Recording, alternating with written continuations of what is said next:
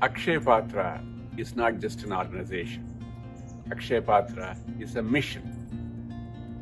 Simple mission that no child will ever have to learn hungry.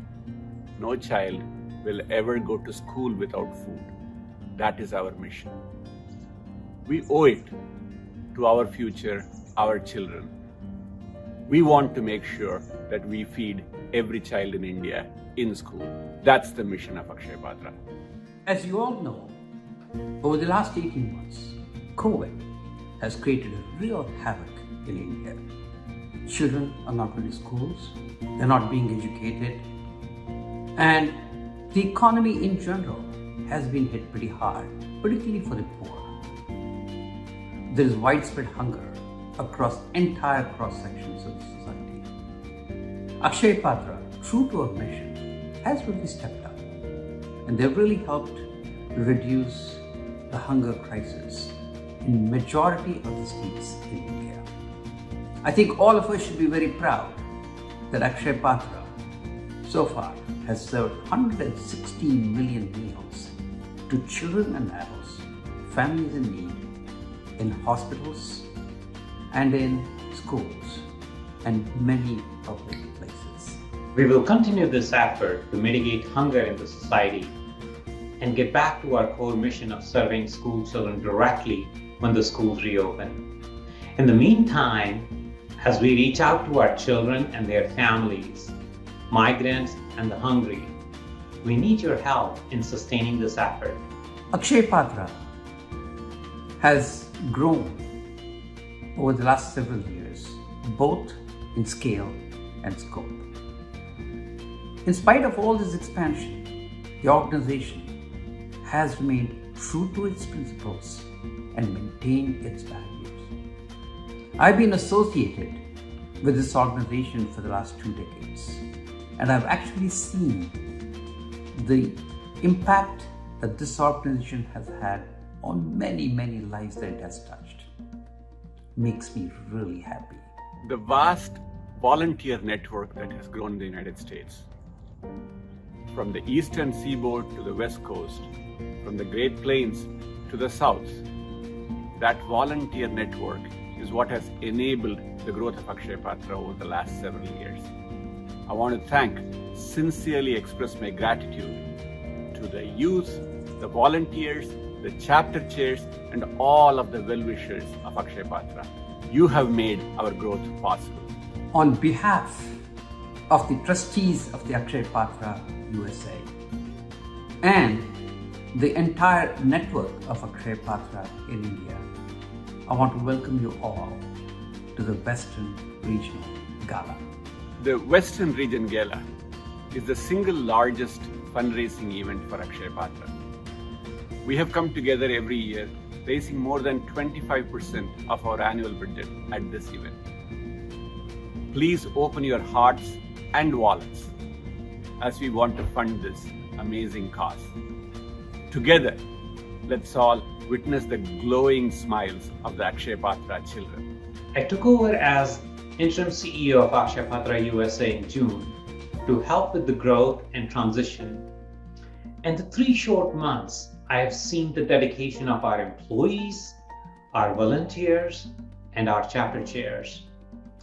To them and our community, my sincere debt of gratitude. The organization is well set to continue to deliver on this critical mission of Akshaya Patra. Thank you and welcome. अच्छी बुरी यादें दामन में समेटे, आओ बढ़ाते हैं कदम रोशनी की तरफ। इंसान का पहना है चोला, तो आओ निभाए इंसानियत का फर्ज। हमारी दुआ है, ये है हमारी गुजारिश और है हमारी तमन्ना कि हर चेहरे पर मुस्कान हो और खुशी का इत्र महके हर दामन, खुशी का इत्र फैले हर दामन। Morning is an important time of the day because how you spend your morning can often tell you what kind of a day you're going to have. So this morning, I woke up with lots of positive energy and positive thoughts that this evening, the Patra of Akshay Dan will be filled with donations given with love, care, and gratitude. नमस्कार, Washington DC USA से मैं Savita Jain, Akshay Patra western regional partnership for hope गैला में आप सभी का तहे दिल से स्वागत करती हूँ. आदर, अभिनंदन, आभार. It is my honor to welcome and introduce to you our chief guests for the evening, Mr. Paresh Rawal and Mrs. Swaroop Sampat Rawal. Mr. Paresh Rawal, a dynamic actor, comedian, producer, and now a politician. Each one of his movies has a special touch of his amazing acting and dialogue skills. Recently, he was appointed as the chief of the National School of Drama. He was awarded with National Film Awards, Filmfare Awards, IFA Awards, and Padma Shri. Dr. Swaroop Sampat. We all know her from the TV show Ye Jo Hai Zindagi and many more Hindi films. Dr. Sampat won Miss India Universe title in 1979. She obtained a PhD in education. She did her doctoral thesis on drama to enhance life skills in children with disabilities. She travels across India to conduct workshops for teachers to impart this knowledge for the benefit of children. I bet you didn't know any of the humanitarian work Mr. and Mrs. Rawal have done beyond their work on the screen that we all have come to know and love them for. Shahanshahi नहीं मुझे इंसानियत अदा कर ए खुदा, मैं लोगों पर नहीं दिलों पर राज करना चाहता हूँ. Please put your hands together for Mr. Paresh Rawal and Mrs. Swaroop Sampat Rawal. I never wanted to become a Miss India. I didn't really want to become an actress. I was working backstage, designing costumes and sets, and they just turned to me and they said, "We can't find an actress to do this role, you do it."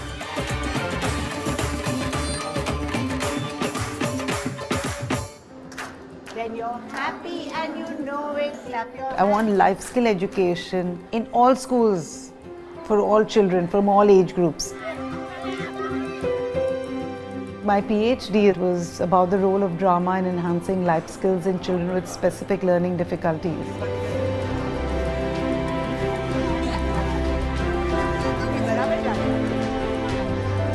चलो आपने બધા આવી ગયા છે ક્લાસના ચલો હર બચ્ચે को पढ़ने का अधिकार है. I want my children to be equipped with life skills and equipped with skills that not only make them resilient, but they can be socially, economically, and emotionally empowered. Hello, I'm Swaroop and I'm a teacher, and I would like to tell you something about Akshaya Patra from the educational point of view.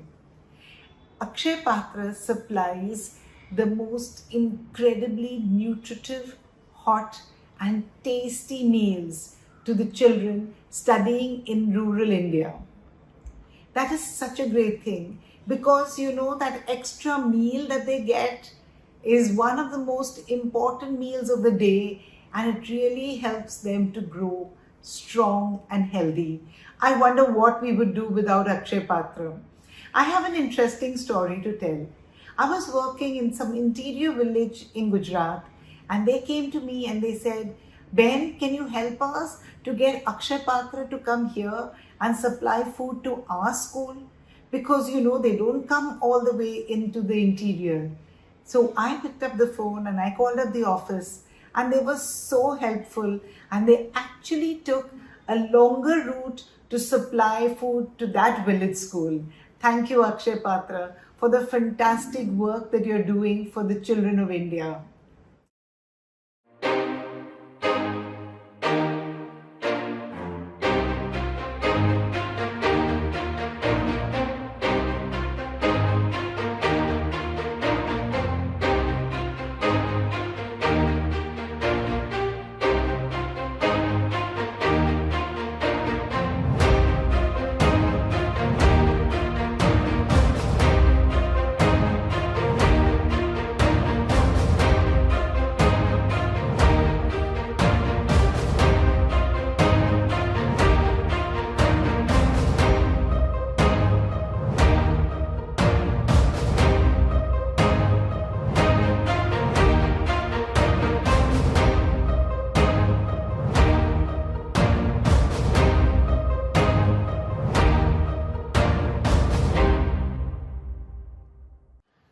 Namaskar, this is Paresh Rawal, and I am joining you for Akshaya Patra Western Region Virtual Gala Partnership for Hope.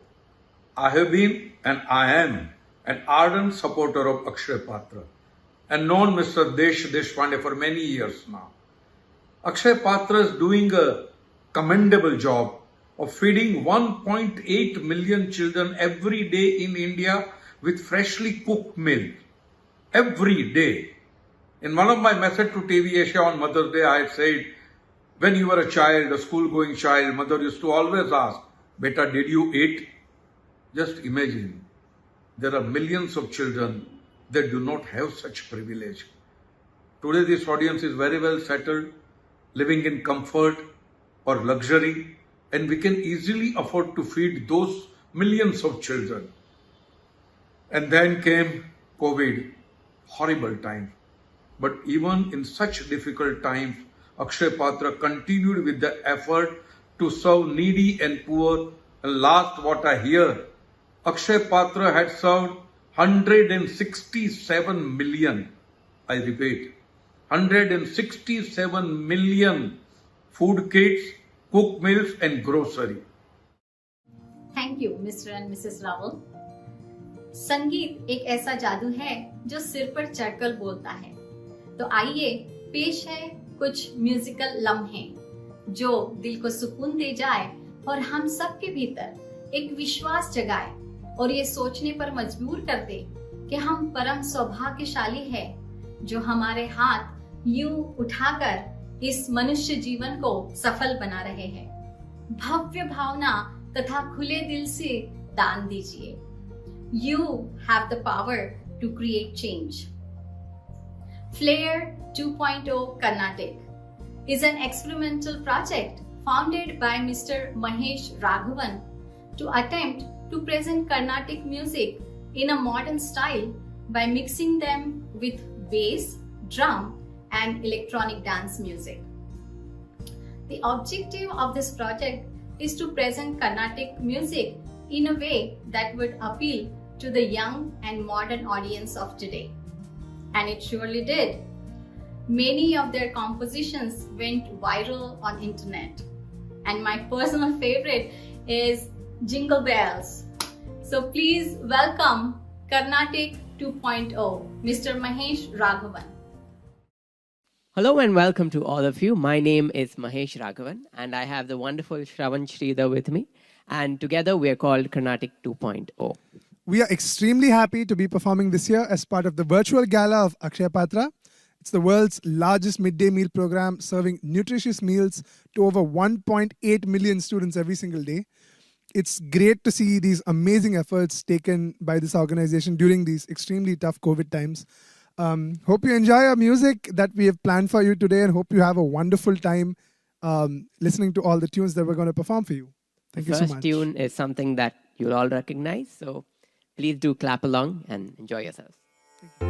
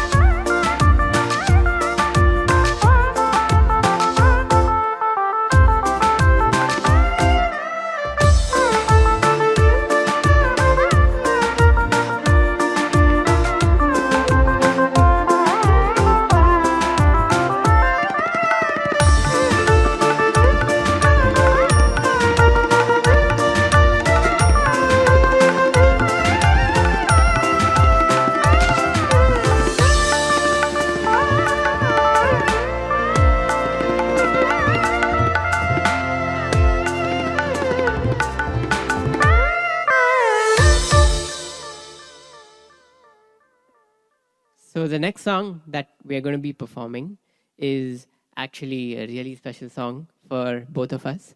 And what we do is we kind of present classical music in a very, very new way, which is relatable to all kinds of audiences. So one thing that we do is songs like Despacito, which we just performed, and the other side is we bring traditional classical repertoire in a very new way.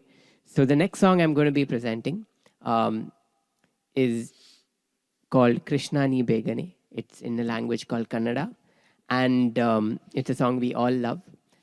So before that, Mahesh, why don't you show everybody what is that little instrument you have in your hand and how you go about playing in GeoShred? Sure. So what I have in my hand is the iPad, actually. So as you can see, there's a grid of different boxes on the screen. And each of these boxes represent different musical notes. So as you can see, the blue boxes and the orange boxes, they all represent different notes. So if I click on them,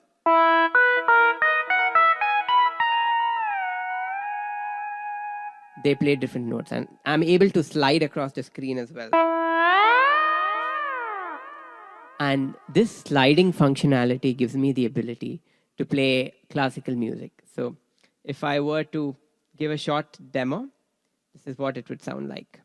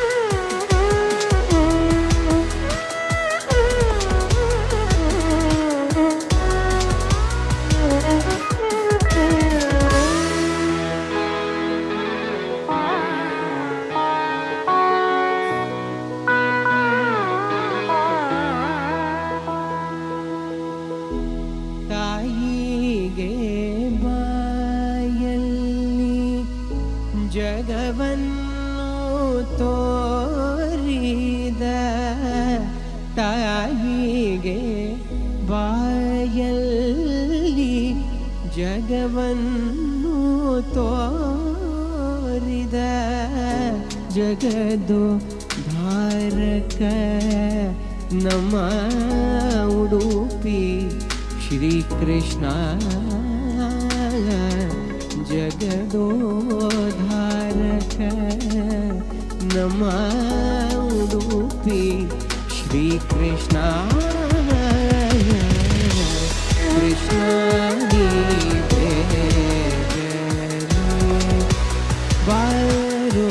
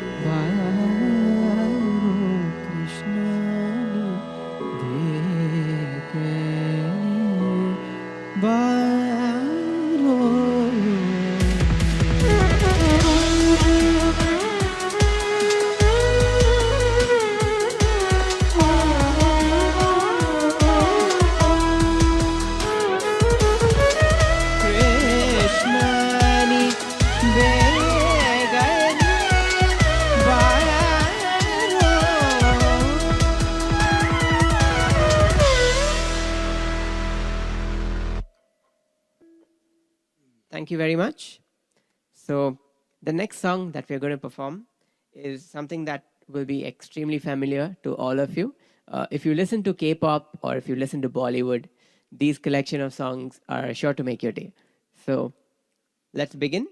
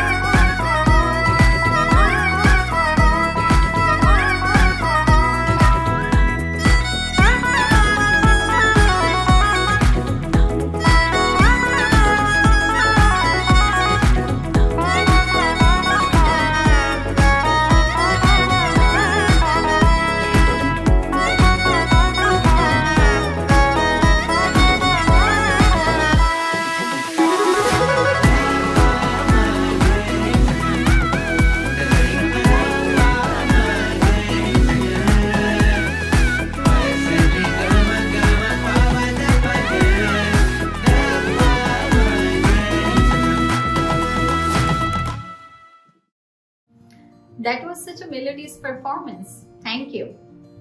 Now let me introduce our next guest. Cricket is his life, but he's not a cricket player. He was the first superstar of the sport in India who was not actually a player. Any guesses? Yes, Mr. Harsh Bhogle, the voice of Indian cricket, the most loved commentator of Indian cricket. He has now commented over 400 one-day internationals, over 100 test matches, and has been closely associated with T20 cricket. Mr. Bhogle has been the face of ESPN with his signature programs like Harsh Unplugged and Harsh Online. His newspaper columns are put together in a book called Out of the Box. Today, he is going to be on the other side of the table with Mr. Sri Rajan. Mr. Sri Rajan, the Vice Chairman of the Board for Akshaya Patra USA. Mr. Rajan is a partner in Bain & Company's San Francisco office. He is an active contributor to the firm's customer strategy and marketing, private equity, advanced manufacturing services, automotive and telecommunications, media and technology services. He is an investor and advisor to many startups and funds. Please put your hands together for Mr. Harsh Bhogle and Mr. Sri Rajan. So Harsha, it's great to have you here. Welcome to the Akshaya Patra event. And you are obviously a legend in the area of sports. And we're going to talk about that. We're going to talk about your journey. And we're going to talk about some of your experiences and also, more importantly, some of your learnings. Thank you, Shri. You used a word that is a little too big for the status that I find myself in life right at the very beginning. Legends are, Tendulkar's a legend, and Bachchan and the others are legends. But I'll tell you, but cricket is, and for those who understand cricket, obviously it's fabulous because a long drawn out 5-day cricket test match actually mimics life better than anything can ever do on a sports ground. But yeah, cricket defines, I often tell people cricket defines me, but doesn't imprison me. And of course, the writer Ramchandra Guha called cricket the perfect game.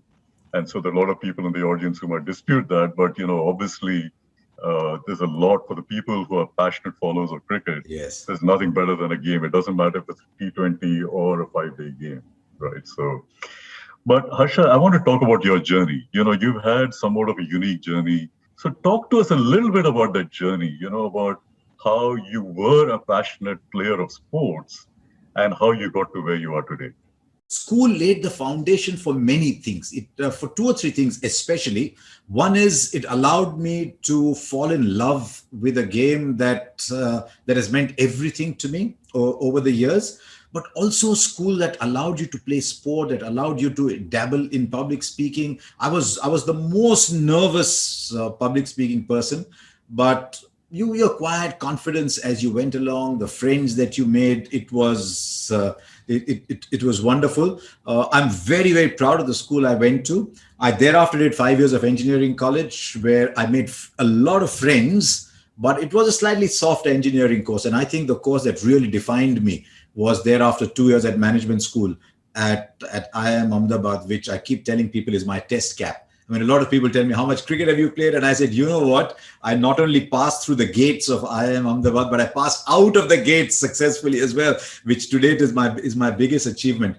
So I started out in advertising. I was very happy in advertising, and I was doing a little bit of cricket commentary on the side, simply because my father used to come and watch me play cricket, and he thought I'd played as much cricket as I was capable of playing, which in his very polite academic style, he told me in that style of his. So I was doing a little bit. It was only when India opened out, when world-class television came to India, that I just happened to be in the right place at the right time and move with the tide. Our generation owes a lifetime debt to the Narasimha Raos, to the Manmohan Singhs, maybe under duress, but they opened the economy and we all just sort of went along with the tide. So proper television came to India. We learned from the best producers. and just grew. And cricket in India is, I mean, rising tide lifts all ships.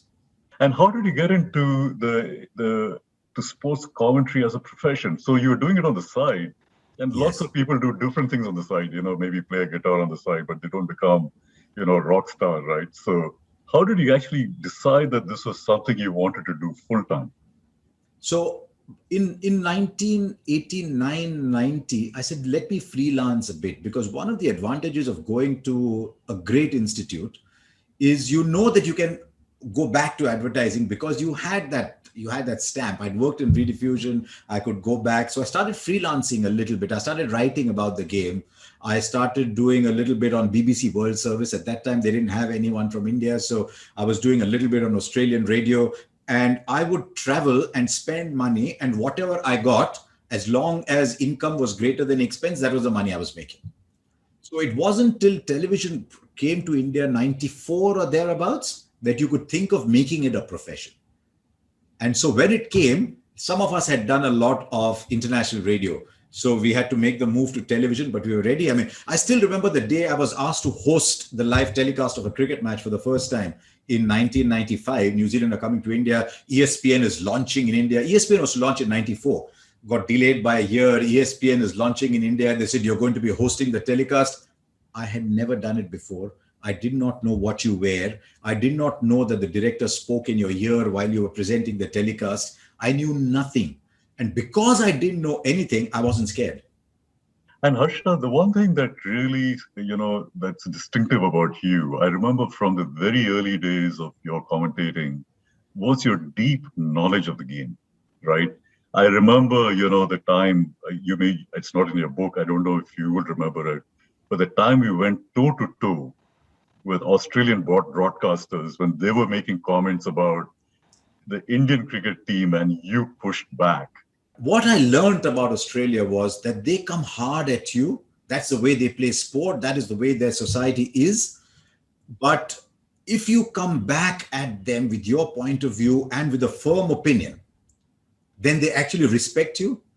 Unlike in some other parts of the world where they say, oh, he's coming back at me, is it? No, you come back hard at them. They come back hard at you. It's just two people with strong opinions sharing a point of view. And I learned that my style, therefore, suddenly became sort of made to order almost for Australian radio.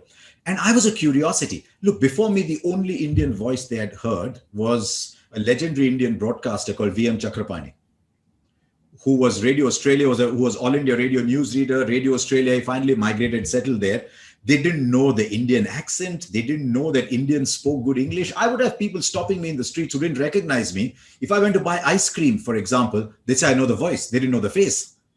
And they asked me whether I'd studied abroad. And I said, no, we study English in India. And so I became a curiosity, and one thing led to the other. But Australia was fantastic. For me, it set the scene for everything else that followed in my career. So tell us, I want to move to, I know that there are many people in the audience today who are hungry for some of these anecdotes. You know all of these people personally, everyone from Dravid, to Dhoni, to Sehwag, to, of course, Tendulkar. And maybe you can tell us a little bit about your experience of knowing them personally and what it's like to interact with them. Obviously, we see them on the screen, they're legends, we see them in advertisements and so on. But what is it like, and what have you learned, from your commentating and from your experience of actually knowing them and interacting with them? Very different. I mean, you look at someone like a Gavaskar was actually a postgrad. I don't think any Indian cricketer will ever do a postgrad again. I hope a lot of them want to graduate fully out of university, say like an Ashwin has, or like a couple of others have. But a lot of these boys came from middle class educational kind of backgrounds. So Rahul Dravid's father, for example, Rahul Dravid is called Jammy because Rahul Dravid's father worked for Kisan Jam Factory. Rahul Dravid's mother actually did her doctorate in architecture many years later and had a celebrity photographer very proudly taking pictures of his mother. So Rahul Dravid came from that kind of background. VVS Lakshman's parents were both doctors. VVS Lakshman had, I think, matched a lot of state rankers in his science marks in his 10th, 12th standard exams and got admission into medical college. How many people who get admission to medical college go on to play 100 test matches, for example? Tendulkar's father was a professor. So they came from middle class backgrounds. As India opened up and went into smaller towns, people from different kinds of socio-economic backgrounds started to come in. And you look at all the bigger players today, they all came from, say, slightly less affluent families. So the SEC classification, as we call it, changed, but the hunger, the joy, that did not change. But the Dravid Tendulkar generation became the platform for a lot of young people to look up to because they were the television generation playing cricket. And Harsha, what I'd like you to do is to talk a little bit about events that have shaped the character of some of these iconic cricketers, right? I mean, people remember Dravid and Lakshman at Eden Gardens, right? That iconic match. People remember, Tendulkar in Pakistan. But, I'm sure there are many more things that have shaped, the character, maybe even shaped the legends of these individuals. Maybe you can talk us, take some examples of some of these cricketers and talk a little bit about what shaped them. It was a generation that grew up learning the best of test match cricket. It was a generation that grew up with a lot of tenacity, with a lot of resilience, the words that we come to understand with test match cricket, you will not get me out. But it was also a generation, Tendulkar, for example, just played and played and played and played. His coach would put a ₹1 coin on his stump and say, if you don't get out, the coin is yours. And so they learned to protect their wicket. Rahul Dravid was told as a child that if your marks drop below a certain percentage, then you don't play cricket. So he had to study very hard to be able to play cricket. VVS Lakshman used to come home from his under 15 camps. His father had laid out an earthworm for him and he would learn to do all his dissections at home. So these were people who were multi-skilled, but who understood the importance of what they were doing. So Lakshman was given 5 years. Rahul Dravid was given a certain percentage. So they knew that if they didn't make it in that much time, they had to give up the game. And so they became really tough players from that point of view. But that generation worked very, very hard. And it laid the base for the next generation to come. And, talking about working hard and the importance of preparation, I want to plug your book, by the way. I have it here right in front of me. Thank you. It's called The Winning Way. Very proud of it, yeah. It's a great read. It talks about lessons from sport that's applicable or that can be applied to the corporate world. But there's one incident over here that really sort of was very powerful for me, which is, how Sachin prepared. Right? People talked about his talent, but there's an incident over here about how he prepared for Shane Warne, one of the legendary, spinners of all time. I'm sure you remember. Do you want to talk about it? I mean, about how? Yeah, I think it's a great anecdote. I'll tell you one thing I've learned about legends and the geniuses, as they are called. Show me a genius, and I'll show you the hardest working person in the team. And I think, we've all recently become re-aware of the legend of Michael Jordan with The Last Dance, the documentary. Now, everyone says Jordan was a genius. Jordan worked harder than everybody else. But what these people have innately is a great sense of playing the game and reading situations and being ready for situations. So this is back in 98. Tendulkar's at his peak as an aggressive batsman. The Tendulkar you saw from 2003 onwards was an accumulator. The Tendulkar pre-2007 was a destroyer. So Tendulkar's at his peak. Shane Warne has bowled the ball of the century in 93. He is the leg spinner, the blonde beauty, blonde beach boy. It's Tendulkar versus Warne. Now, before the test match in Chennai in 1998, Mumbai play Australia in a warm-up game for Australia. And the message to all the Mumbai batsmen was, don't let Warne settle. Just go after him. I think Warne's figures in that match was 16 overs, none for 111 or something like that. But Tendulkar came away from that game saying, it's interesting that for all the shots we were playing, Shane Warne never went round the wicket to me. Maybe he's going to go round the wicket to me in the test match. And what happens for a leg spinner is when the right arm fast bowler is bowling, he lands at a certain place that is outside the leg stump of the right hander. It's outside the left-hander's off stump. And so for someone like Shane Warne, who's a big turner, if he can bowl on India's drying, deteriorating pitches outside the leg stump, he becomes very difficult to face. So he said, I think that is what he's going to do. Anticipation is and preparation are qualities of genius. So he goes to Chennai 3-4 days earlier, requests MRF Pace Academy if he can use their facilities. Can you imagine Tendulkar's requesting MRF, can I please play? And he asked for a lot of leg spinners. And for 3 days, he just practiced playing round the wicket against leg spin bowling, scuffed up an area and saying, this is what Vaughan is going to do to me. And it's noticeable that after India fall back by about 80 runs in the first innings of that test match, Tendulkar in the dressing room says, somebody's got to get a quick 80-90 to turn this game. And then everyone looks around, he says, me. And the defining moment of that game comes when Vaughan goes round the wicket and Tendulkar slog sweeps against the spin into the stands at mid-wicket. Vaughan, in course of time, moved his line from outside leg to middle and off, which is where Indian leg spinners bowl. And people like Navjot Sidhu said that shot from Tendulkar opened up the game for us because we would never have been able to play that shot. So the preparation for that, not just the awareness, but the preparation. Who was one of the hardest working golfers in the game? Tiger Woods. Who was one of the hardest working basketballers in the game? Michael Jordan. Genius works very, very hard. And I remembered this incident when years later someone asked Brian Lara how he played Murali so well. And he said, because I knew what he was going to bowl. And they said, how did you know what he was going to bowl? He said, because I was forcing him to bowl that. That's amazing.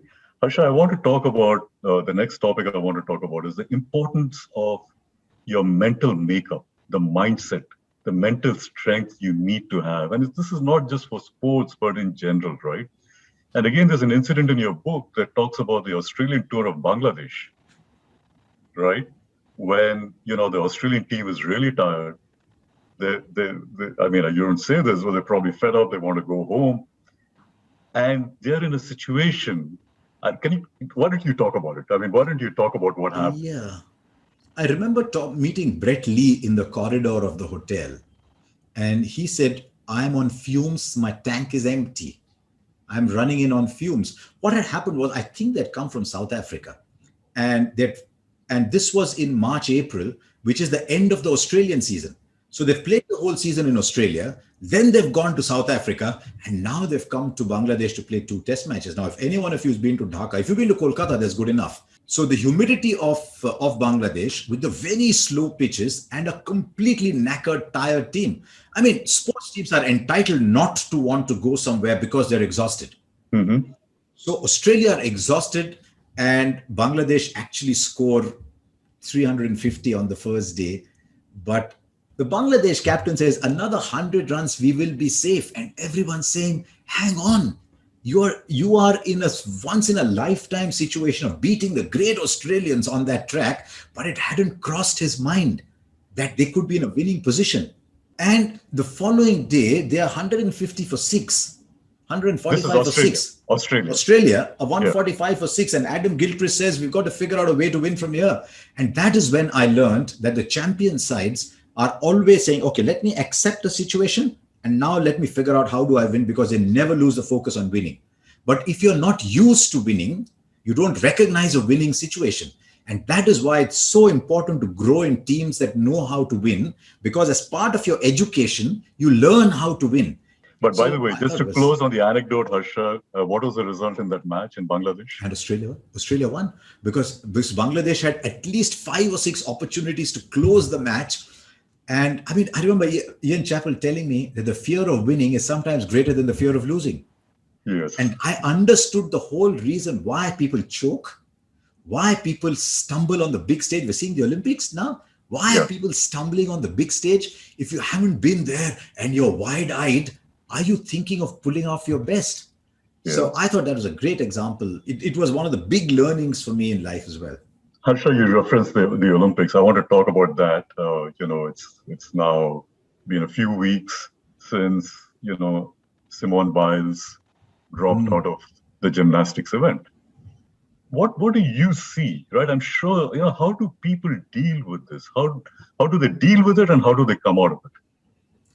We look at elite athletes and we think they come from another planet. Because we think, wow, they just have this drive to succeed. They are incredibly gifted. They are super people. And that therefore they must be wow at everything. They are incredibly gifted at one aspect of life. Just as a forensic accountant is incredibly gifted at looking through balance sheets, just as a neurosurgeon is incredibly gifted at going through the narrow pathways and saving people's lives, but otherwise they are like everybody else. And we've started to learn, sadly too late, that just as you have medical situations, just as you have physical ailments, you can also have mental ailments, that even the best can be lonely.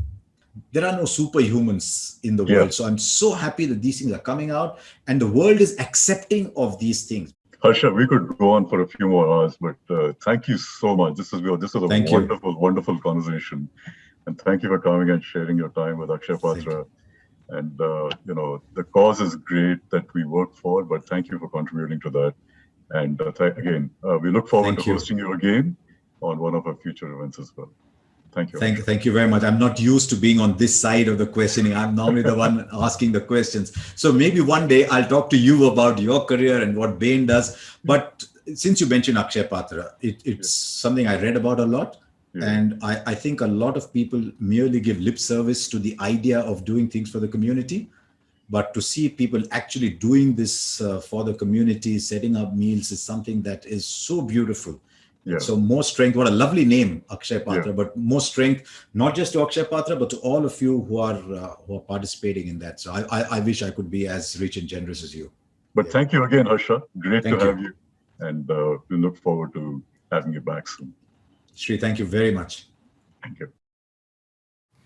The fragrance of flowers spreads only in the direction of the wind, but the goodness of a person spreads in all directions.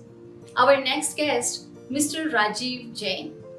He is the interim Chief Executive Officer of Akshaya Patra USA.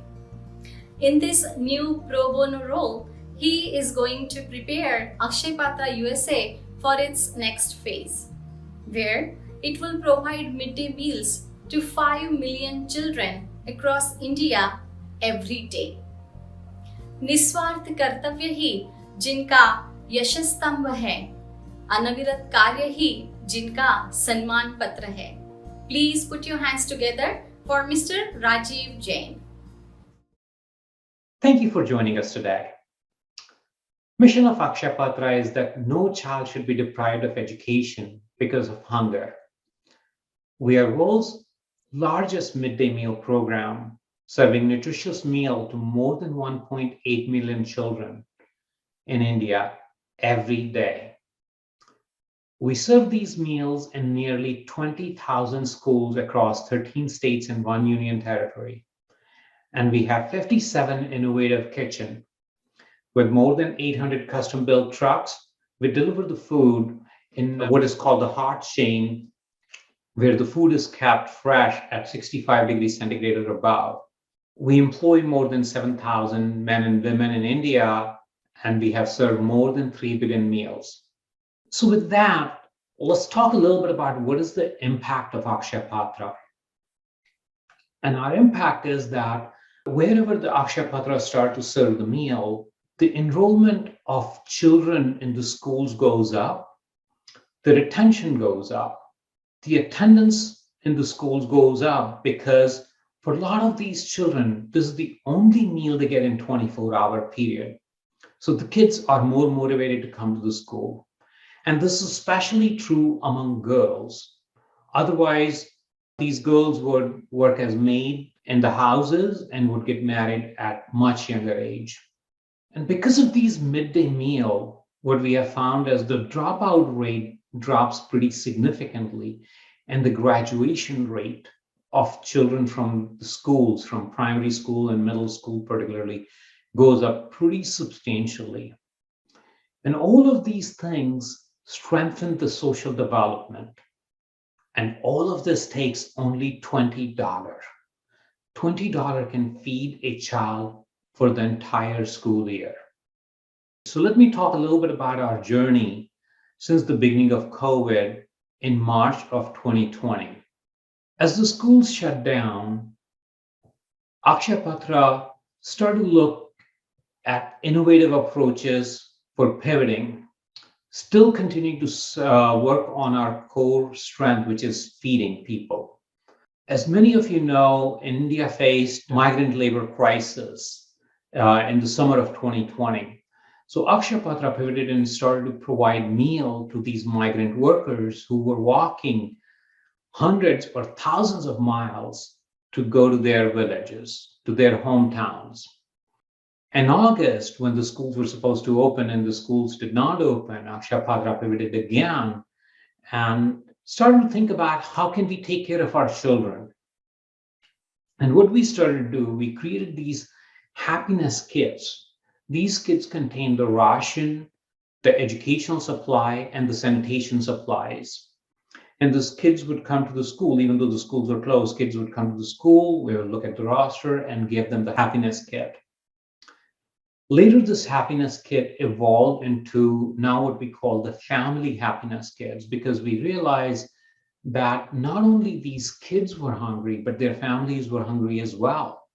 Continuing, India was hit in 2020 by major floodings in many parts of the country, and we provide food relief in those areas.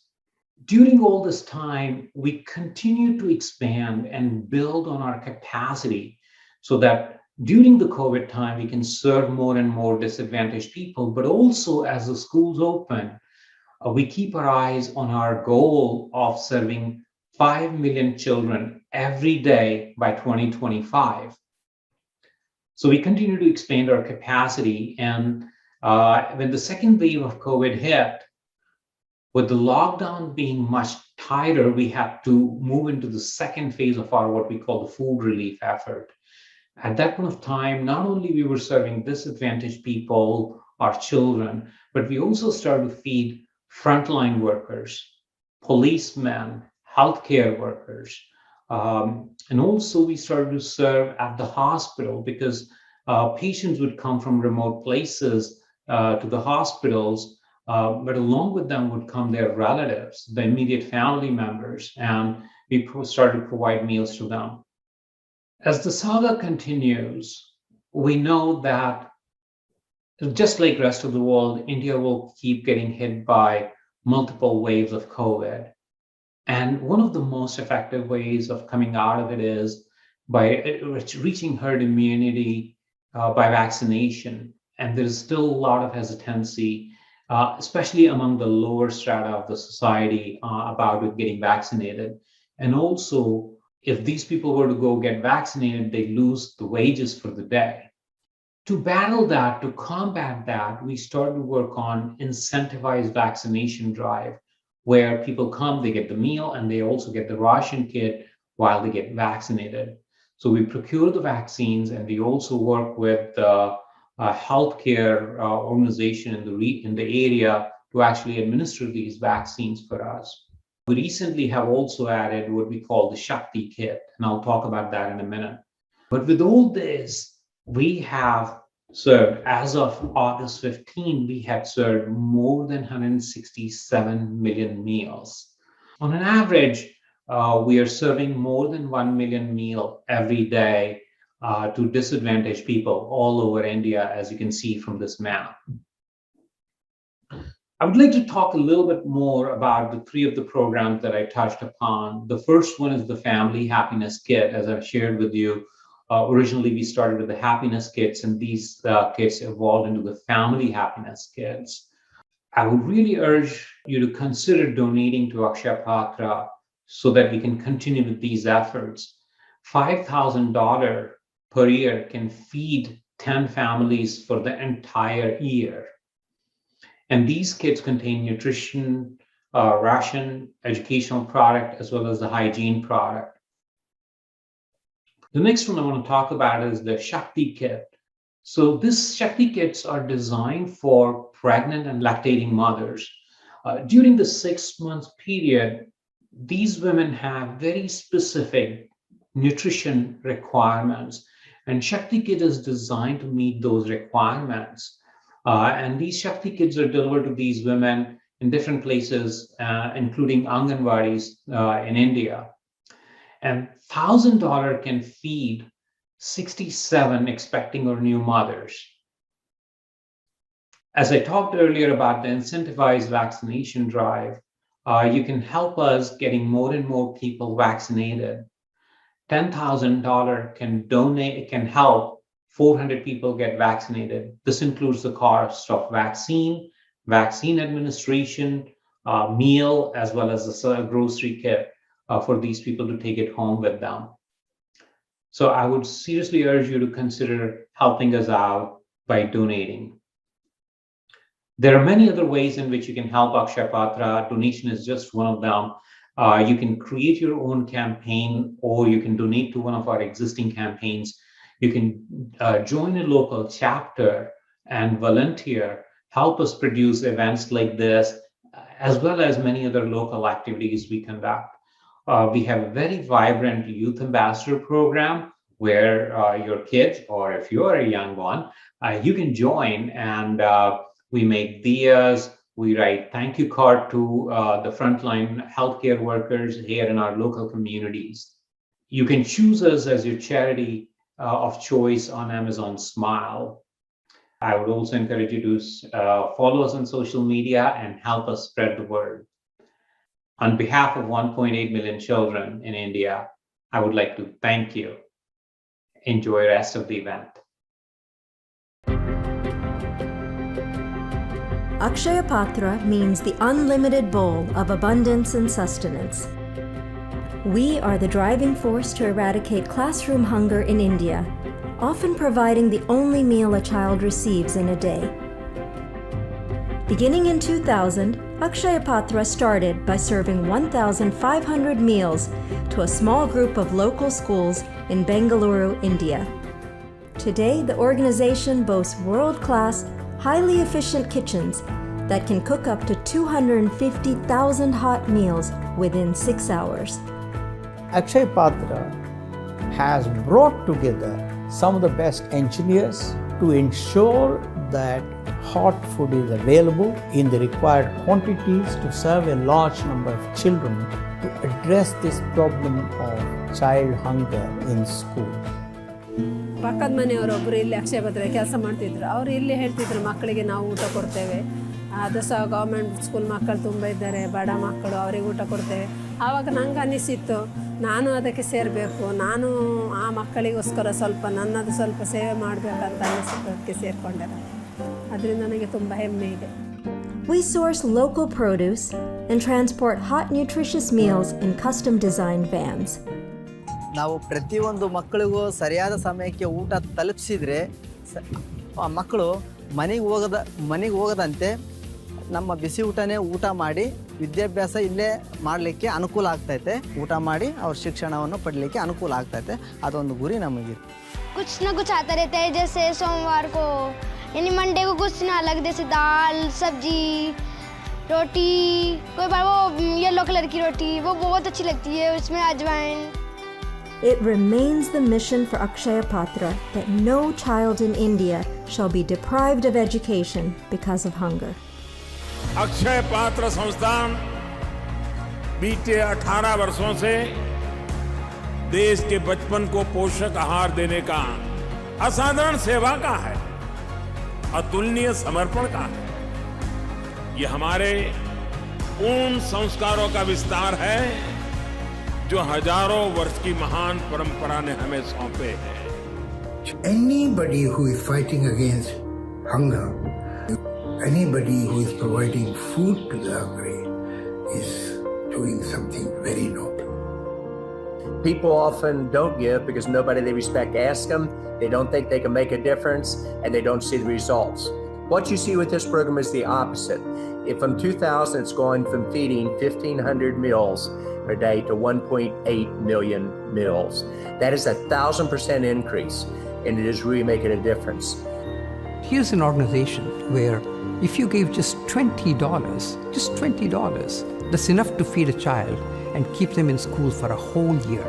And it's so little out of your resources that can make such a huge impact on somebody else's life that I think everybody should get more. So for all of those who are watching this, I suggest that you find some fulfillment and joy, love and equanimity by getting involved in any way that you can with Akshaya Patra.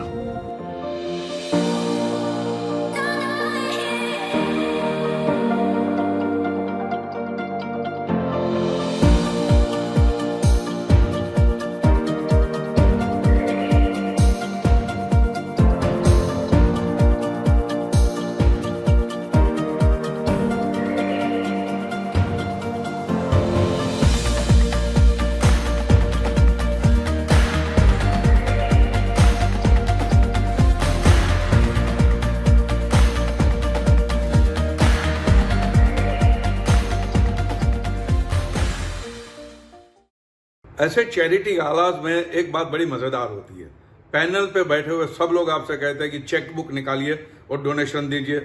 Cheque book? मैं कहता हूं cheque book हटाइए भैया, किस जमाने में है आप? क्रेडिट कार्ड निकालिए और अक्षय पात्र की वेबसाइट पे जाइए, डोनेट नाम का बटन है उसे दबाइए, या फिर चैट के बटन को दबाइए और दिल खोल के लिखिए जो आप देना चाहते हैं। हिंदी में एक कहावत है, दाने दाने पे लिखा है खाने वाले का नाम। मैं तो कहूंगा कि दाने दाने पे लिखा है खाने वाले का नाम और खाने खाने पे लिखा है देने वाले का नाम। आपका नाम, डोनर का नाम, अक्षय पात्र का नाम दीजिए, दिल खोल के दीजिए। Thank you. When the youth get excited about giving, the whole society gets involved. Our youth, youngsters, ख्वाहिशें जो आसमां से भी ऊंची, सफर जो मंजिल पर जाकर ही रुके और सोच जो जमाना बदल दे। Please welcome our youth ambassadors and chapter chairs.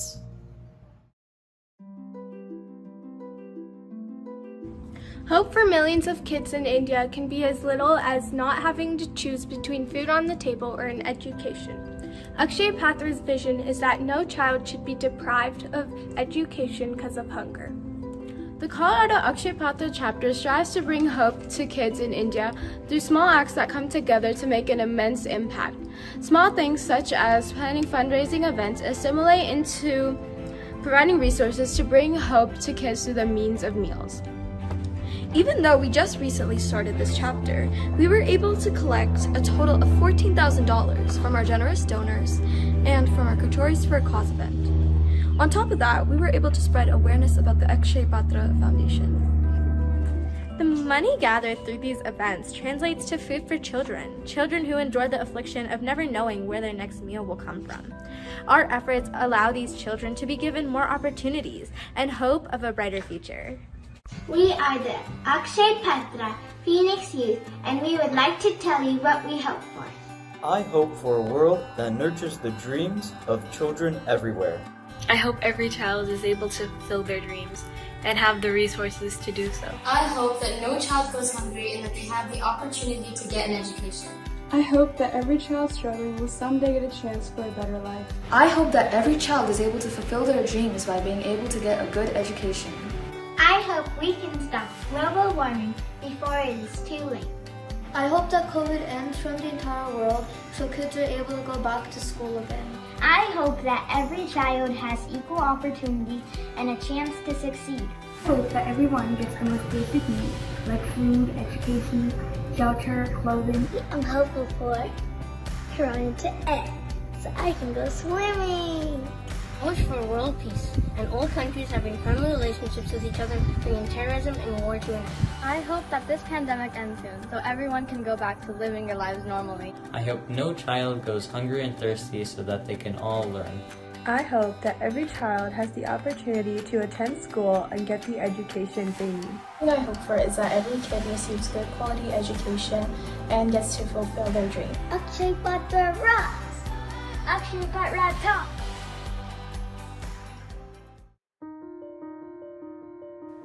Hi, I'm Kashish. Hi, my name is Ashi.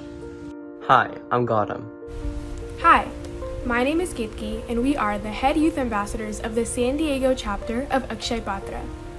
Over the past few years, our team has grown to include more than 40 kids from our community, as well as college students and adults. This past year, through projects we've ran, we've given hope to kids in India while also raising money for Akshay Patra. In July 2020, we put on a local sapling drive, raising thousands of dollars. In May 2021, we repeated the event, growing the seeds ourselves this time. And in November 2020, we painted diyas and sold them to members of our community to help celebrate Diwali in a safe way. In February 2021, we made handmade coasters with uplifting messages on them for Valentine's Day. Last month, our youth ambassadors led a series of 13 virtual summer camps to teach younger kids new skills such as cooking, coding, art, stitching, and more. We donated all proceeds to Akshay Patra.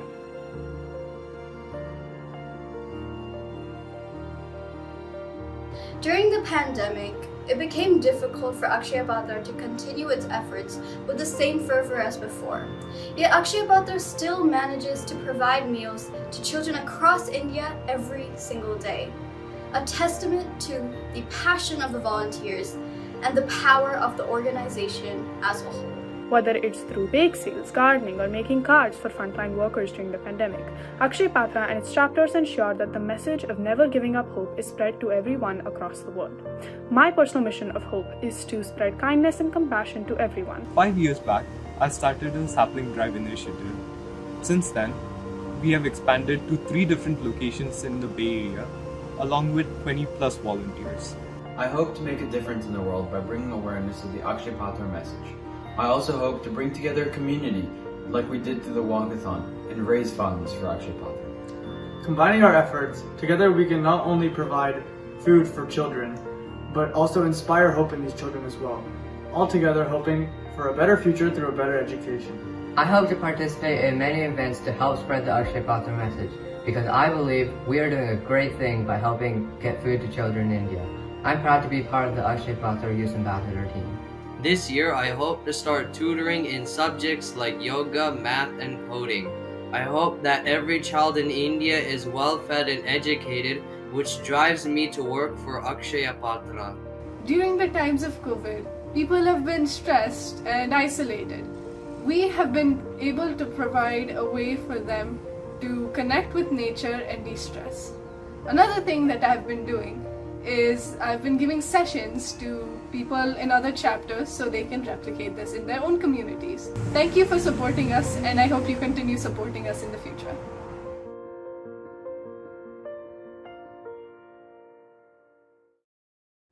It's hard to believe that an entire year has gone by since we last met for the Western Region Gala. And it's no surprise that COVID-19 has been the focus for that entire period.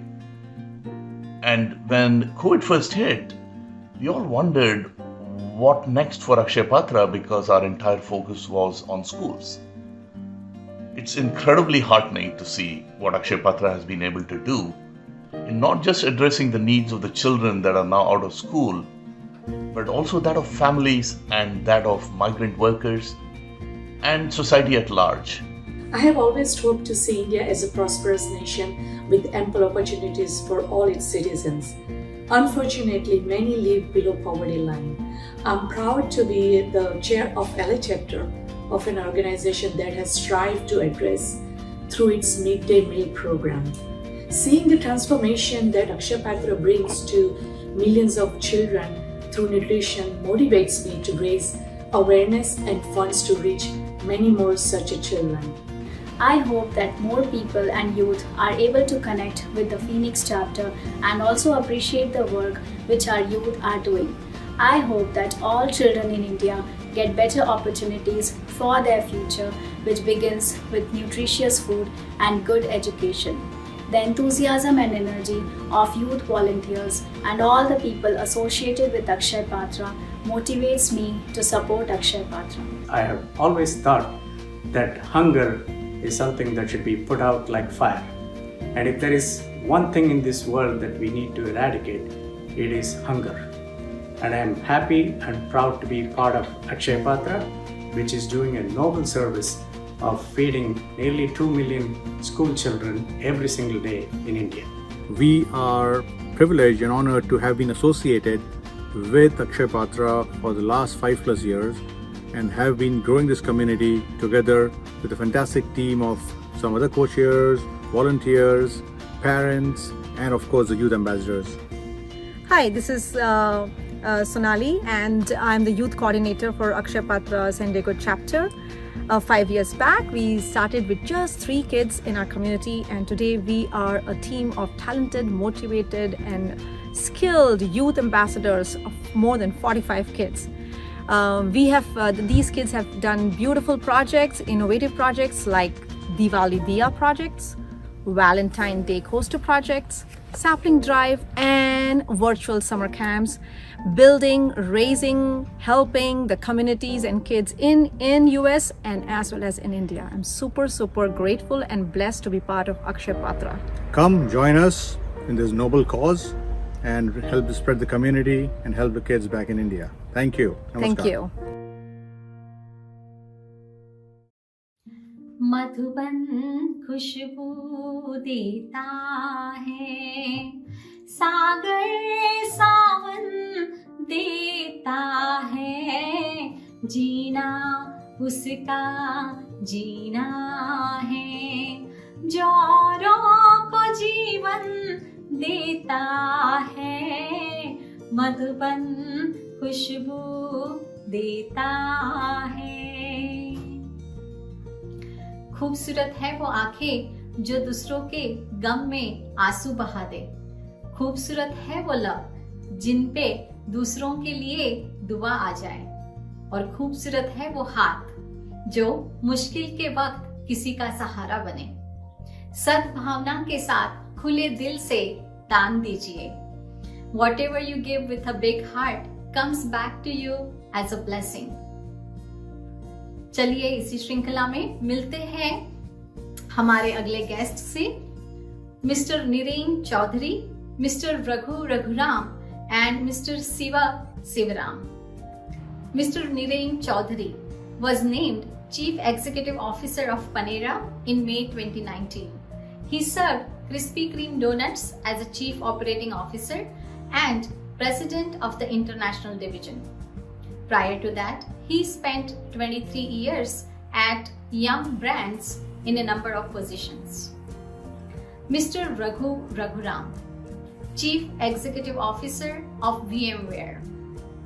Mr. Raghuram has held multiple leadership roles at VMware. Most recently, Chief Operating Officer of Products and Cloud Services. Prior to VMware, Mr. Raghuram held product management and marketing roles at AOL, Bang Networks, and Netscape.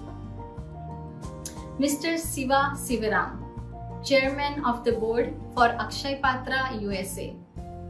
Dr. Sivaram is President of Technology and Strategy at Western Digital. He held executive positions at Matrix Semiconductor. He was the founder and CEO of Tweed Creek Technologies. Please welcome Mr. Niren Chaudhary, Mr. Raghuram, and Dr. Sivaram. Good afternoon. Welcome to all of you to the Western Region Gala for Akshaya Patra. We have a panel of delightful CEOs for us to work with today. We have done the CEO forums in the past, but this one I am particularly fond of. Raghu, let me start with you. VMware sells products to big corporations. You are not one selling consumer products. Yeah. Involvement in the community, however, you have a very large presence in India. We have a very large presence in the US and elsewhere. What is corporate philanthropy and where are you taking VMware? Yeah. Firstly, great to talk to you, Niren and Siva.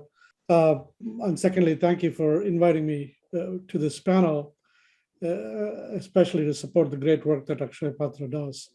So to talk about the specific topic of corporate philanthropy, for most CEOs that I speak to and most companies, the idea of stakeholder capitalism has taken root.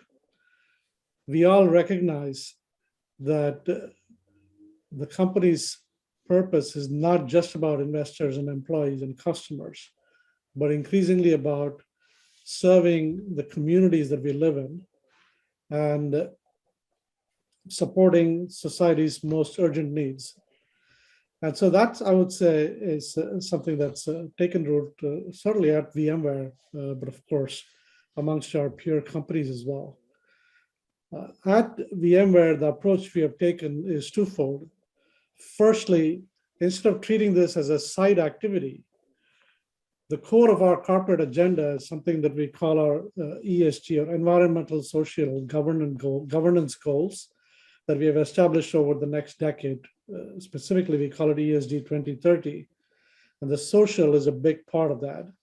And so what we try to do is to blend these ESG outcomes into our day-to-day business, our annual planning goals, our quarterly goals, et cetera, our resourcing, et cetera, and make it core part of our technology strategy and our business model, and certainly our culture.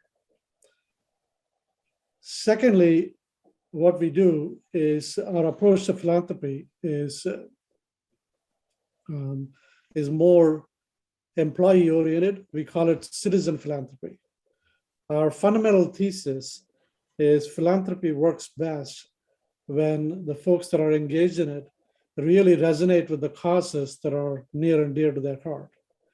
And so our role as a company is to provide a platform for our employees to exercise their philanthropic activities towards the causes that they support. So we have created a foundation that we call VMware Foundation. And the role of the foundation is not to give to any particular organization or undertake any particular philanthropic activity on behalf of 34,000 employees, but to support our 34,000 employees in what they do. And as a result, out of our 34,000 employees, last year, I believe roughly 26,000 of them were supporting over 14,000 or 15,000 charities and philanthropic organizations around the world, not just with money, but with their time, with their intellect. And specifically speaking of India, we have about 5,000 employees in India, and they supported over 200 organizations. And my team in India tells me that actually 700 of them, they dedicated their support to Akshaya Patra. So I'm really, really proud of that association. We didn't ask them to, obviously, but that shows the power of your organization. And then lastly, I would say specifically in the last year, right, as with everybody else, COVID and the pandemic, helping the world get through pandemic has been a particular focus. And this is one place where we have made an exception. We have contributed as VMware, the company, as opposed to, in addition to VMware individuals at VMware. And this is both globally and then specifically in 2021, the first part of the year when the outbreak in India was particularly bad. We all banded together, working with the US Chamber of Commerce and the US India Business Council and the US India Strategic Partnership Forum, et cetera, right? So that's our approach to thank you, Raghu. at VMware. Particularly, I do want to say thank you on behalf of USABC. I'm on the board of USABC. It's good to see how the CEOs came together to immediately react to the needs in India. Niren, let me turn this over to you. You have a more immediate connection to low-end workers, hourly workers, who you've been responsible for when you took over the corporation. And suddenly pandemic hit, and then you have the issue of how do you take care of your employees? And you did that with a lot of compassion, with a lot of empathy to make this happen for your employees. Tell me, how did Panera Bread handle the pandemic, and how are you thinking about corporate philanthropy and your own role in the community? Sure.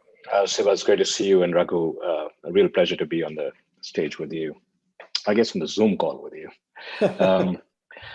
Well, Panera Bread is an iconic brand in the US, 2,500 stores, 130,000 employees across 48 states. I really believe that the job of a leader has to be a force multiplier for good. I think it would be irresponsible for us leaders, as human beings, as leaders, as corporate citizens, if we do not have that impact agenda as part of who we are and how we show up. So that's, I think, at a personal level, I think that's a deep conviction that I have. Panera Bread, at its very core, has this desire to be a force multiplier for good, embedded in its core DNA. It has always had it, and we continue to nurture that. So I'll share with you, what is at the heart of how we show up, and then what we did during the pandemic, and some thoughts as we go forward. So I think to give you a sense of how deeply rooted it is, we have some signature community programs where we donate the end of day unsold bakery products to 4,000 nonprofit organizations in the US, worth about $150 million every year. That we do that year on year, and it's part of a commitment to the communities in which we operate. We're also very deeply committed to the impact agenda on planet, and therefore, making sure the food that we serve is climate friendly, responsibly raised, sustainable, and we do that in a very sort of in a way that you would expect a brand like Panera to do. So that's at the core and the foundation of who we are. During the pandemic, as you said, I think it was a moment for us to really step up and do the right thing. We knew we had to take tough actions, but we were determined and resolute to do that with a utmost sense of empathy and compassion for our associates, our customers, and our communities. So let me give you some examples. During the pandemic, we had to unfortunately furlough close to 35,000 people. And that is a tough thing to do, but we had to do it. However, we went above and beyond what was required or expected by, I reached out to the CEOs of CVS and Walmart when I read that they were actually hiring people. And we did a partnership with them for them to temporarily hire our furloughed employees and then give them back to us once it was over. With our customers, of course, we set up a new line of business called Panera Grocery because we knew that our customers were struggling to get access to high demand grocery items. And finally, on community, we did programs to feed doctors and nurses. We were serving 50,000 meals a week to doctors and nurses in New York. Like Akshaya Patra, we did a school meals program, realizing that kids were going hungry because they don't have access to food anymore. We partnered with the USDA to launch school meals in the state of Ohio. And then finally, we partnered with Feeding America to serve 500,000 American families through the pandemic. I just feel that these are just an example of some of the stuff we were able to do.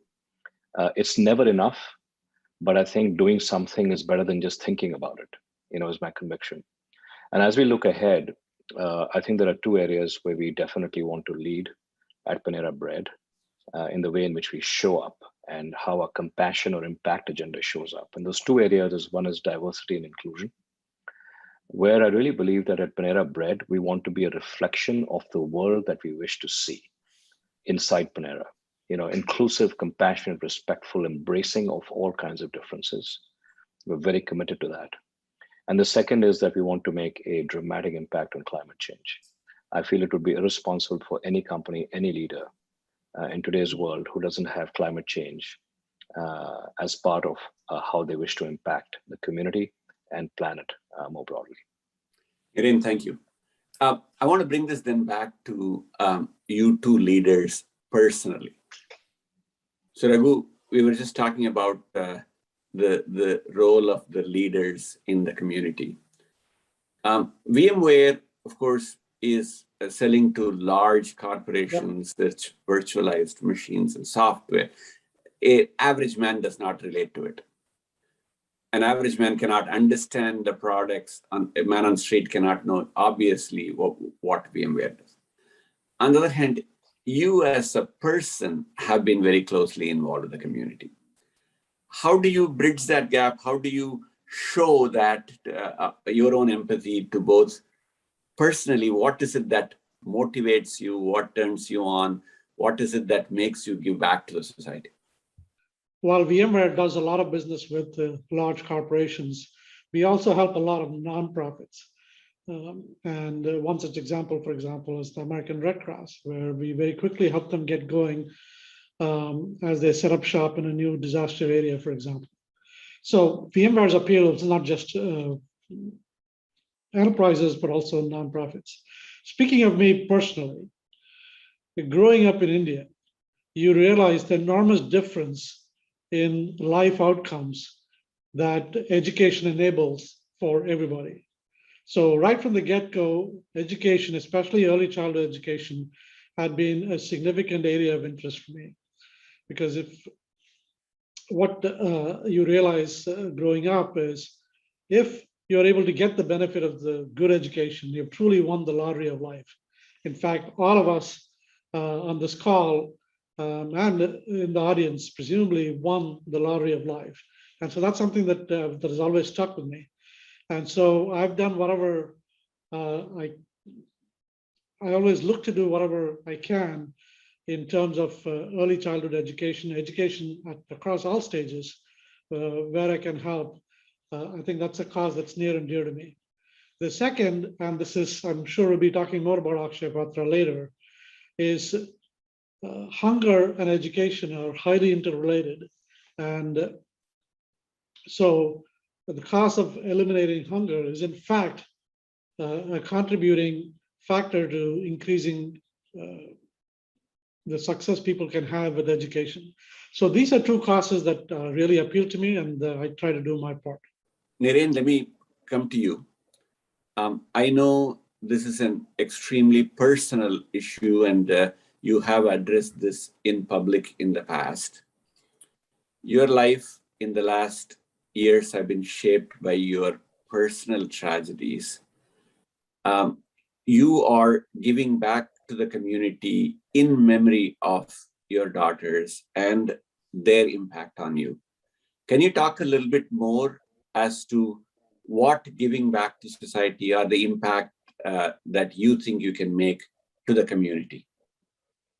Sure. So I think we're all shaped by our life's experiences.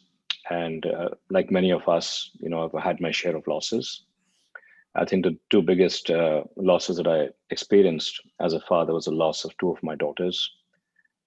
Tanya, who died very early when she was 8 months old, and then Aisha, who died recently in 2015 when she was 18. That, as you can imagine, was always, it's an experience that no parent would ever want to go through.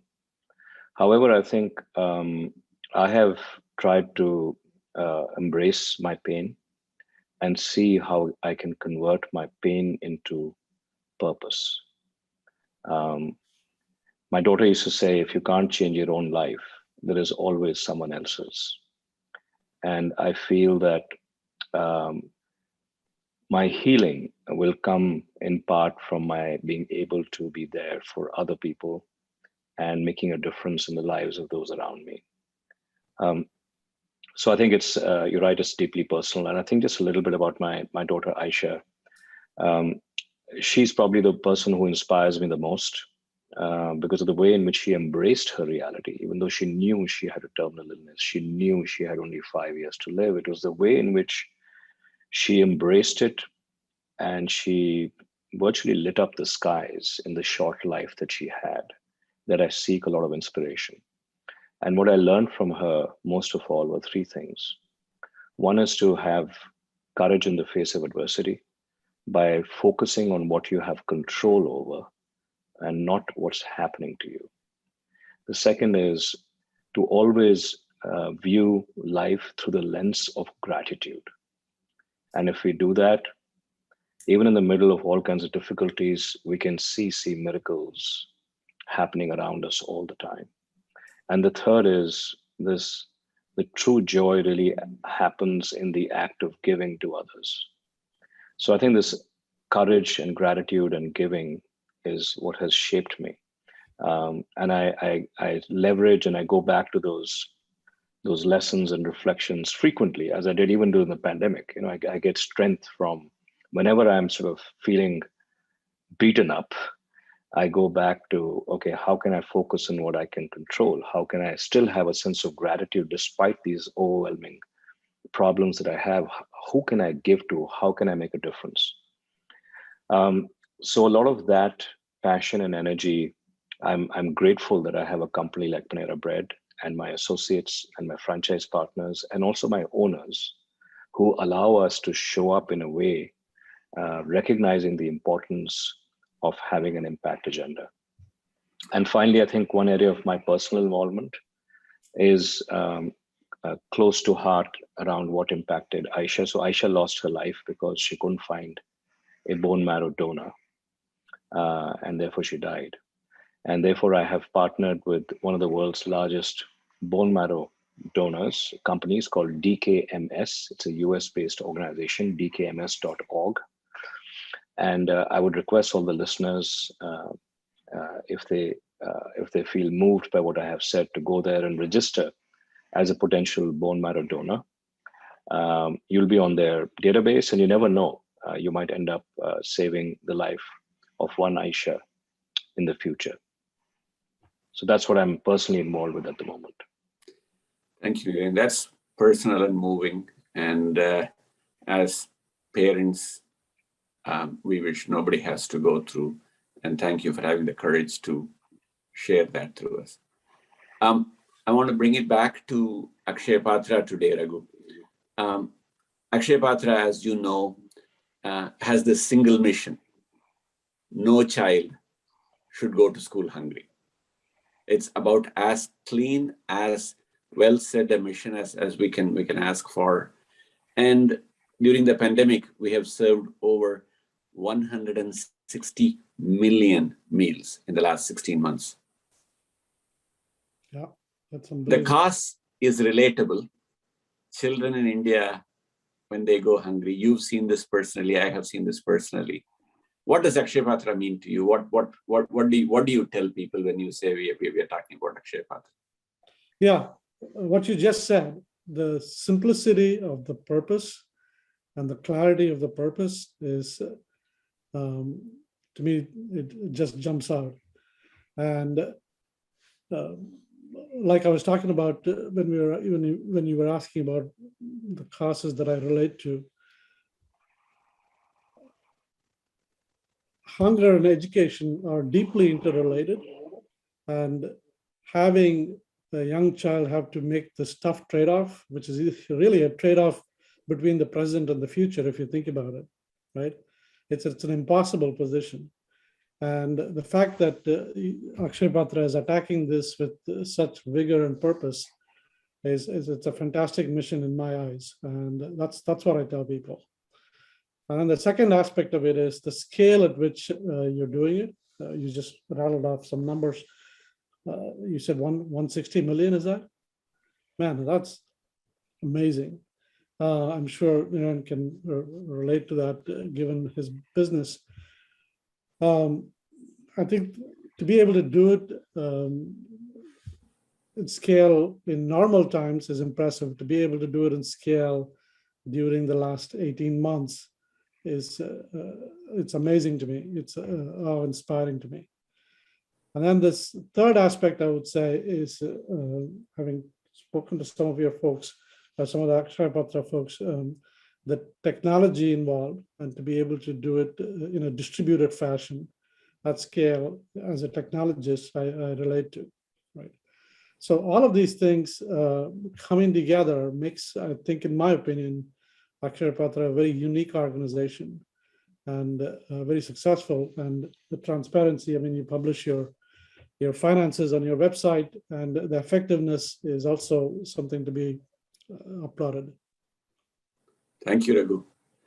Appreciate the kind words about the organization. And Niren, when you are talking about restaurants and what you give and the bakery items, end of the day, I was thinking, when are you going to open all the Panera breads in India, and how can we partner with you to go do the same distribution? So, how can the Panera bread learnings be applied to an organization like Akshaya Patra? What can you tell us? Well, firstly, I think congratulations on the incredible work that you do. I find the purpose really inspiring, that no child should go hungry. I think it's such a simple, powerful, elegant expression of something that nobody can disagree with. I think it resonates at so many levels. Firstly, I think children are our future, so it resonates there. Hunger, I think, is a fundamental right. Nobody should go hungry, and least of all children. And I love the way, Raghu, you talked about the interconnectivity of hunger and education. Children who are well-fed, well-nourished, are in the right state of mind to get educated. And if they get educated, that's how they'll transform their future and lead the world for many, many more years to go. So I think they're interconnected. I also think, like Raghu, that education eventually is the transformation, that creates generational prosperity. The way to progress is through education, but education cannot happen on an empty stomach. And and particularly, I think we have to be very responsible towards our children. So, and I think coming from India, I think I have seen firsthand how difficult that is, and what a significant challenge that is. And various levels of complexity. So I just applaud you and the entire organization for what you're doing. And we would love to, support you in your mission in some way. So Raghu, let me give you the floor for the last few minutes that we have today. You have talked about you personally, what the company does and what the corporate philanthropy is and where your personal passions are. Philanthropy and giving back are important aspects in your life. You have an audience of almost 1,500 people listening to you. What would you like to tell them? Yeah, I mean, I would firstly, Niren, your stories inspiring, I'm sure, to all the listeners and certainly to me. But the three principles that you articulated are timeless in my view. And truly the third one, which is the true joy, is the joy of giving. And by the way, it is not dollars and cents, it is giving in every sense of the word. I would say that's the first and perhaps one of the most important things that I personally feel that people understand once they start doing that. So that would be my first advice to folks is take action in any which way possible, however large, however small, in terms of whatever form it takes. I would say that's the first one. And the second is we are all citizen philanthropists, and it is not a job of the Bill Gateses of the world or any of those sort of folks with big foundations. We are individually citizen philanthropists, and it's the power of individual action that can create and has created a large-scale change. And so that's the concept that I would love for everybody to embrace. Thank you, Raghu. Niren, what would you want to tell this group of people who are fans of Akshaya Patra, who are listening to you, clearly are motivated towards giving? What would you like to tell them? I think firstly, of course, I would wholeheartedly request everyone to support Akshaya Patra and the incredible work that you're doing in whatever way they can. So I think I'm really inspired by what you do and the scale of what you're able to achieve under very difficult circumstances. Secondly, I think to all the listeners, I would say that, leadership is a privilege. And leadership cannot be confined to the boundaries of the organizations that you steward. Leadership has to have an impact beyond the confines of the organization that you steward. So thinking about how can I have a broader impact, not only within my organization, but the community in which I serve, and also the planet at large, I think is a personal calling for all of us. It's a personal accountability, I believe, that each one of us needs to have. And to be able to do that, I really believe that, and this is more applicable than ever, that leadership, to be able to achieve that broader impact, it is not only about being smart, it is about being good, a good human. I think smarts one can acquire through education, but goodness in your heart comes through, building your character and by being reflective, by deepening your sense of compassion, your empathy, and your caring, so that you show up as a compassionate, humane leader. And I think when one does that, I feel it engenders trust, and then trust becomes a magnifier of your impact to beyond the organization that you steward. So therefore, I would say support Akshaya Patra, number one. Second is think about becoming a compassionate leader. Niren and Raghu, this has been just wonderful. You both are role model leaders. You are both pillars of the society. I do appreciate you taking the time to support a cause such as Akshaya Patra. Your words mean a lot to us personally and to the audience. It is so good to have the chance to talk to you. Appreciate both of your time. Good luck for the rest of the day. Thank you. Thank you very much.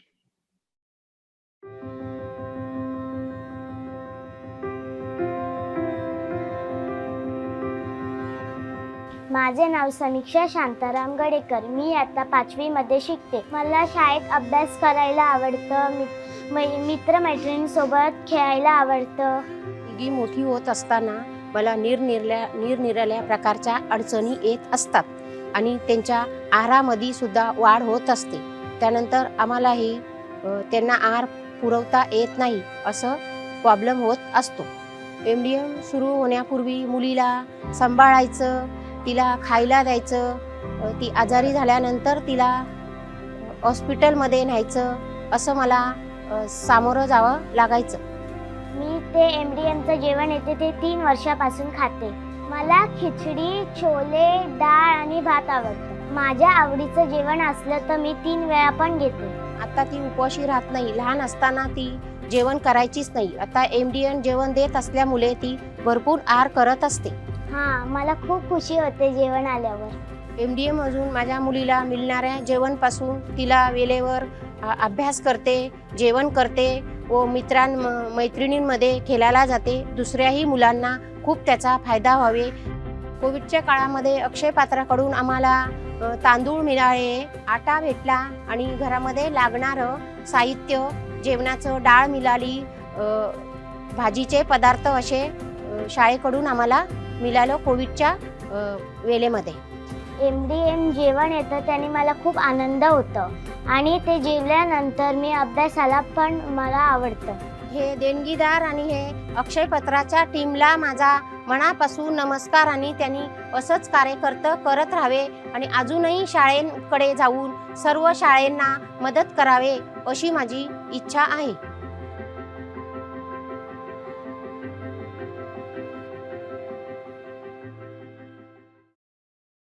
I would really request all of you at the gala to please go out of your way and help Akshaya Patra become strong. Every dollar that you give is going to go a long way in helping us become stronger. Because you see, without the nutrition that Akshaya Patra supplies, there is no work in education happening. And you know, education for all is a very, very important goal of 2030. So Akshaya Patra is doing such a great job. But Akshaya Patra needs our help. So please, please, please donate generously and just do whatever you can and a little bit more to help Akshaya Patra become stronger and healthier. Thank you. With that, let's bring back Carnatic 2.0, Mr. Mahesh Raghavan. So the next song that we are going to present is famous all over India and it originates from Kerala. It's a song of celebration and it's in Malayalam. I'm sure all of you will enjoy it, but please clap along and sing along if you know the song as well.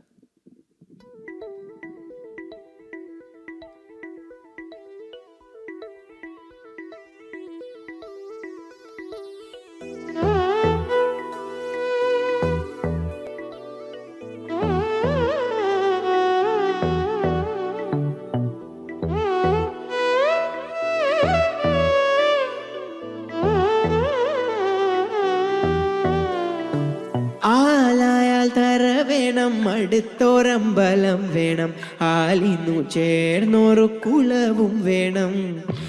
ആലായാൽ തര വേണം, അടുത്തോരമ്പലം വേണം, ആലിന്നു ചേർന്നൊരു കുലവും വേണം. കുളിപ്പാനായി കുളം വേണം, കുളത്ത് ചെന്താമര വേണം. കുളിപ്പാനായി കുളം വേണം, കുളത്ത് ചെന്താമര വേണം. കുളിച്ചു ചെന്നകം പൂക്കാൻ ചന്ദനം വേണം. ആലായാൽ തര വേണം, അടുത്തോരമ്പലം വേണം, ആലിന്നു ചേർന്നൊരു കുലവും വേണം. ആലായാൽ തര വേണം, അടുത്ത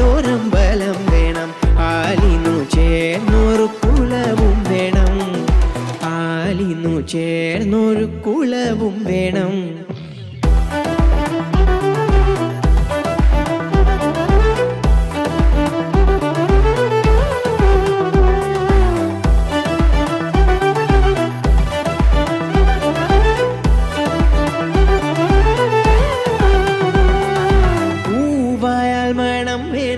പൂമാനായാൽ ഗുണം വേണം, പൂവായാൽ മണം വേണം, പൂമാനായാൽ ഗുണം വേണം, പൂമാനിൽ മർഗലായാൽ അടക്കം വേണം, പൂമാനിൽ മർഗലായാൽ അടക്കം വേണം.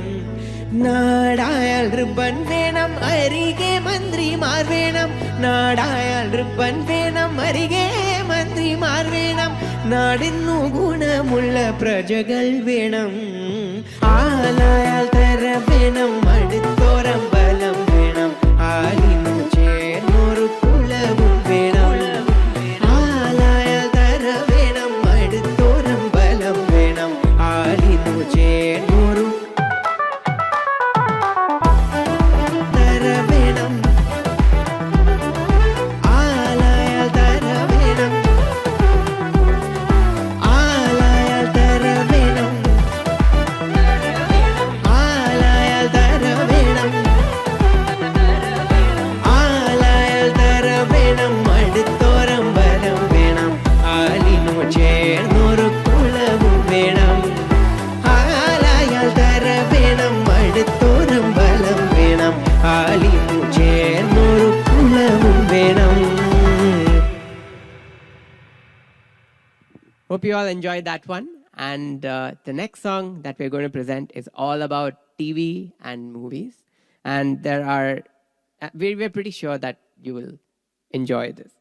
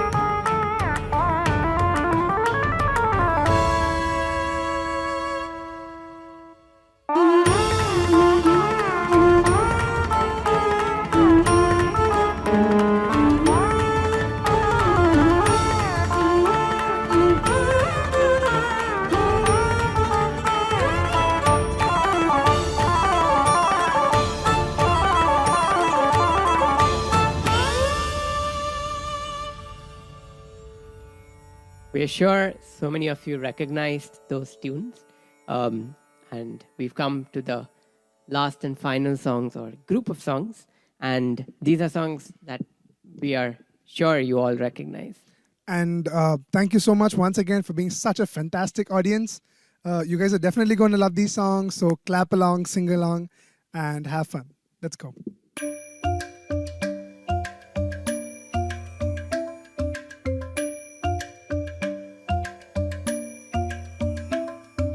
Dum dum tanana, dum dum tanana, dum dum magappa.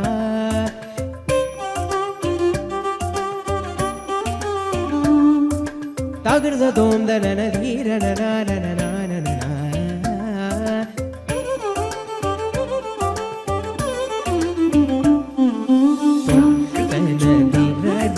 Gama gama magama pa magappa.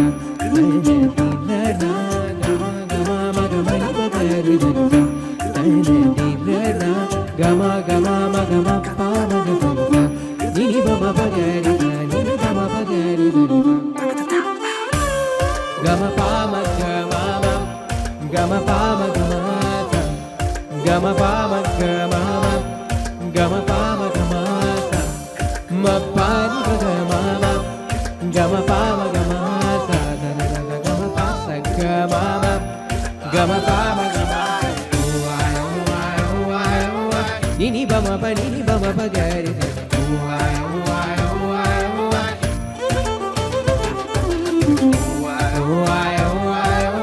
gari ni sa ma gari sa ni da ba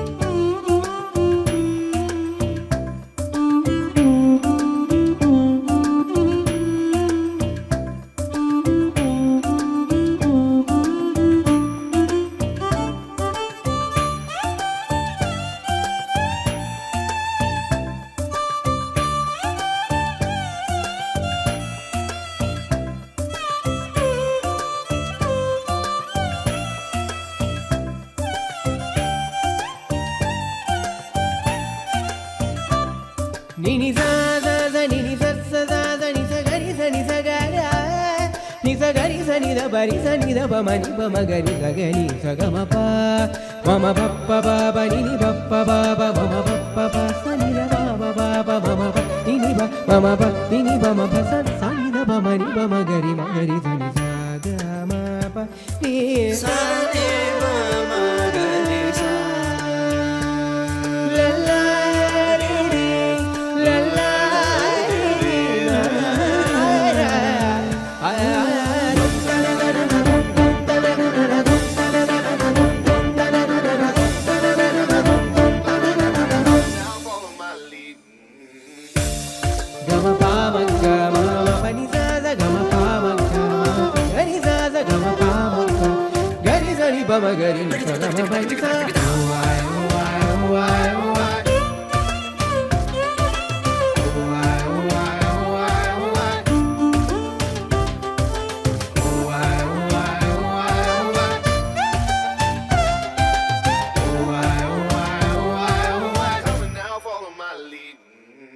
Thank you so much. We really hope you enjoyed our performance. Please put your hands together for Mahesh Raghavan. And the wonderful Shravan Sridhar. We hope you really had fun. And we surely had a lot of fun performing for all of you. Please have a wonderful evening. Stay safe. Thank you. Thank you for joining us today. I hope you enjoyed the inspiring presentations and conversations, as well as the entertainment. Thank you very much. किस उम्र में कमाया जाए और किस उम्र तक पढ़ा जाए, ये कभी कभी शौक नहीं, हालात तय करते हैं। बड़े सौभाग्यशाली हैं हम जो भरपूरता के साथ इस जिंदगी को जी रहे हैं। तो आइए प्रकृति का लिया हुआ कुछ उसी को लौटाकर अदा करते हैं अपना फर्ज, क्योंकि आज तक दुनिया में कोई इसलिए सम्मानित नहीं हुआ है कि उसने दुनिया से क्या लिया है, बल्कि इसलिए कि उसने दुनिया को क्या दिया है। खुशियां दे और खुशियां ले, क्योंकि मुस्कान और मदद ये दोनों ऐसे इत्र हैं जो आप जितना ज्यादा दूसरों पर छिड़कोगे उतनी ज्यादा महक आपके अंदर से आएगी।